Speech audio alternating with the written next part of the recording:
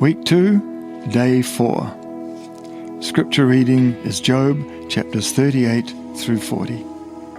Then the Lord answered Job out of the whirlwind and said, "Who is this that darkens counsel by words without knowledge? Dress for action like a man.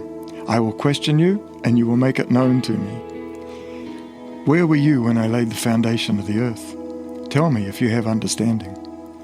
Who determined its measurements? Surely you know. Or who stretched the line upon it? On what were its bases sunk? Or who laid its cornerstone? When the morning stars sang together, and all the sons of God shouted for joy? Or who shut in the sea with doors, when it burst out of the womb, and I made clouds its garment, and thick darkness its swaddling band, and prescribed limits for it, and set bars and doors, and said, Thus far shall you come, and no further, and here shall your proud ways be stayed. Have you commanded the morning since your days began, and caused the dawn to know its place, that it might take hold of the skirts of the earth, and the wicked be shaken out of it? It is changed like clay under the seal, and its features stand out like a garment. From the wicked their light is withheld, and their uplifted arm is broken. Have you entered into the springs of the sea, or walked in the recesses of the deep? Have the gates of death been revealed to you, or have you seen the gates of deep darkness? Have you comprehended the expanse of the earth? Declare if you know all this. Where is the way to the dwelling of light, and where is the place of darkness, that you may take it to its territory, and that you may discern the paths to its home? You know, for you were born then, and the number of your days is great. Have you entered the storehouses of the snow?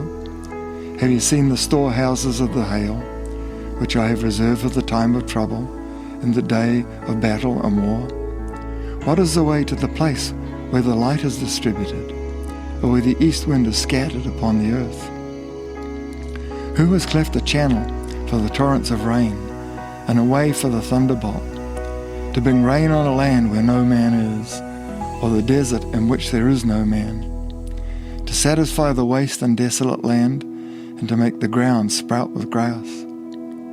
Has the rain a father? Who has begotten the drops of dew? From whose womb did the ice come forth? And who has given birth to the frost of heaven? The waters become hard like stone, and the face of the deep is frozen.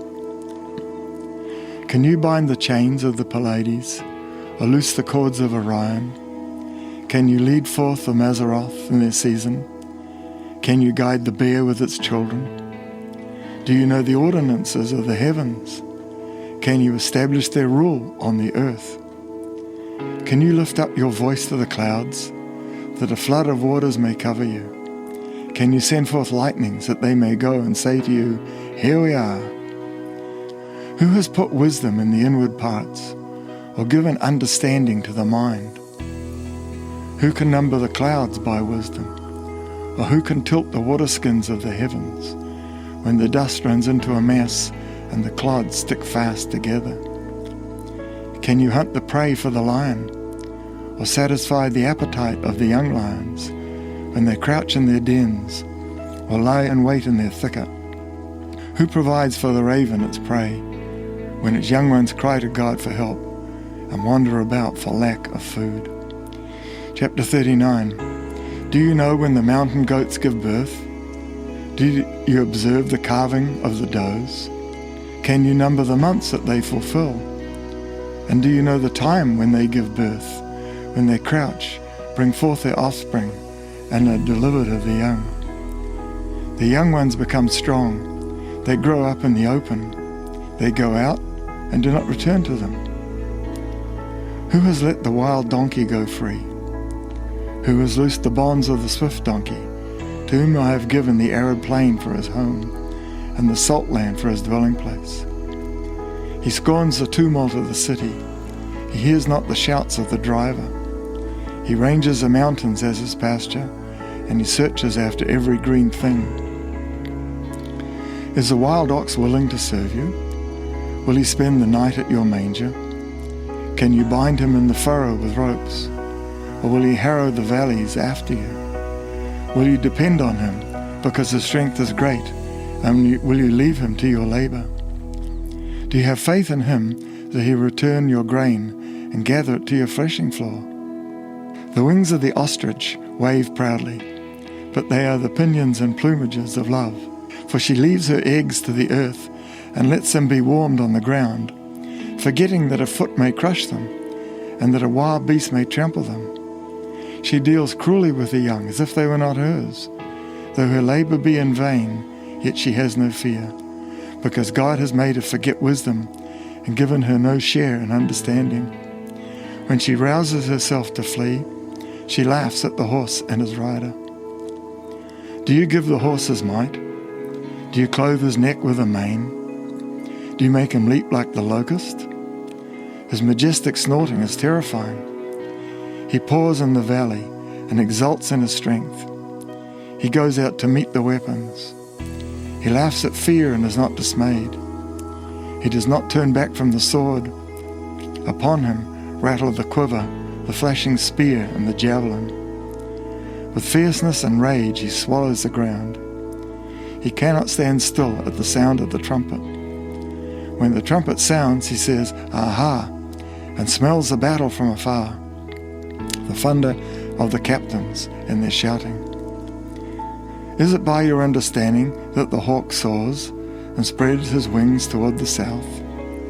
Is it at your command that the eagle mounts up and makes his nest on high? On the rock he dwells and makes his home, on the rocky crag and stronghold. From there he spies out the prey. His eyes behold it from far away. His young ones suck up blood, where the slain are, there he is. Chapter 40. And the Lord said to Job, shall a fault finder contend with the Almighty? He who argues with God, let him answer it. And then Job answered the Lord and said, behold, I am of small account, what shall I answer you? I lay my hand over my mouth. I have spoken once and I will not answer, twice, but I will proceed no further. Then the Lord answered Job out of a whirlwind and said, dress for action like a man. I will question you and you make it known to me. Will you even put me in the wrong? Will you condemn me that you may be in the right?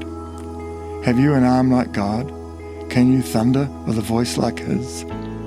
Adorn yourself with majesty and dignity. Clothe yourself with glory and splendor. Pour out the overflowings of your anger, and look on everyone who is proud and abase him. Look on everyone who is proud and bring him low, and tread down with the wicked where they stand. Hide them all in the dust together, bind their faces in the world below. Then will I also acknowledge you, that your own right hand can save you. Behold, Behemoth, which I have made as I made you. He eats grass like an ox. Behold his strength in his loins, and his power in his muscles of his belly. He makes his tail stiff like a cedar. The sinews of his thighs are knit together. His bones are tubes of bronze. His limbs are bars of iron. He is the first of the works of God. Let him who made him bring near his sword. For the mountains yield food for him, where all the wild beasts play. Under the lotus plants he lies, in the shelter of the reeds and in the marsh. For his shade the lotus trees cover him, the willows of the brook surround him. Behold, if the river is turbulent, he is not frightened. He is confident, though Jordan rushes against his mouth. Can one take him by his eyes, or pierce his nose with a snare? God Speaks to Job by Grant and Gillian Curry. God answered Job by asking him a series of 77 questions. Most of those questions relate to creation regarding things that we see and know, but tend to take for granted. They cover cosmology, oceanography, meteorology, astronomy, and the animal kingdom. Some were simply impossible to answer, such as when he asked Job where he was when the foundations of the earth were laid, and who determined its measurements. At one point God said to Job, surely you know, a rebuke for Job's insistence about the validity of his own understanding and his pride. God concluded by asking Job, "Shall the one who contends with the Almighty correct him?" Job chapter 40, verse 2. And Job could only reply, "I will lay my hand over my mouth." Chapter 40, verse 4. The discourse between God and Job provides us with insight as to how our own hearts can be humble. When Job was faced with the wonders of God, his power, creativeness, intellect, and character, Job knew that he fell far short. The greatness of God leads us to humility, and we realize that all our abilities come from him. There is no room for our pride when we truly consider the greatness of God. In his pride, Job had desired to speak with God, as he put it, to defend my own ways before him. Job chapter 13, verse 15. He wanted to justify himself, but when he had a deeper revelation of God, he knew that he spoke of things that he did not understand. Job humbled himself to acknowledge the exceeding greatness of God. It is always interesting how God addresses us. He did not tell Job that he needed to humble himself. Rather, he asked questions, leaving it to Job to come to the correct conclusion.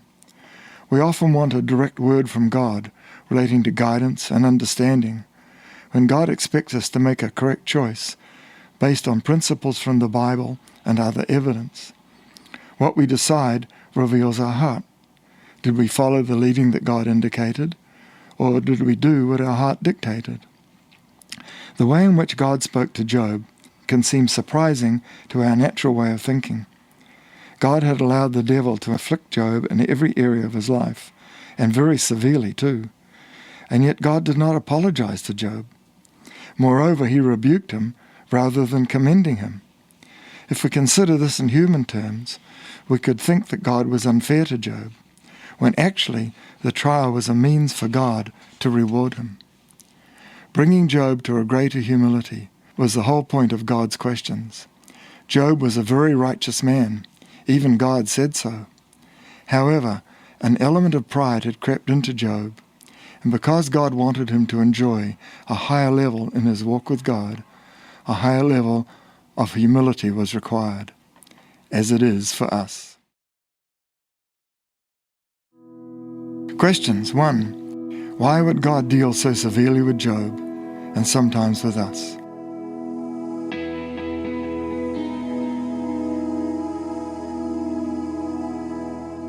2. What causes us to be prideful?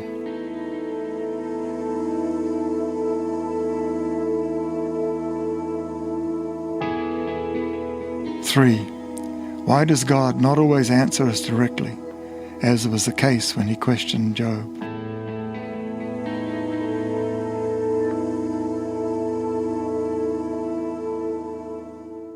Prayer. Dear Lord, I acknowledge your greatness and humble myself before you. I will trust in your goodness, trust in your character, knowing that all things work together for my good. Amen.